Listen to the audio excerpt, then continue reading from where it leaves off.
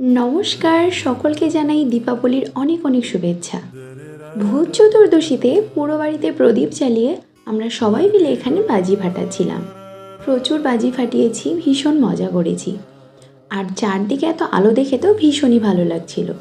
ছোটবেলায় হতো কি, সারা বছর ভয় পেলেও এই দিনে কিছুতেই ভয় পেতাম না, কারণ বাড়িতে বলতো এই ভূত চতুর্দশীতে যে ভয় পায় তার সারা বছর ভয়ে কেটে যায়।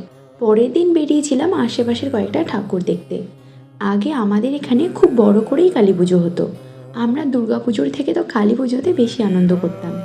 আর এখন পুরো উল্টো হয়ে গেছে। ওই যে বলে না, সময় পরিবর্তনশীল।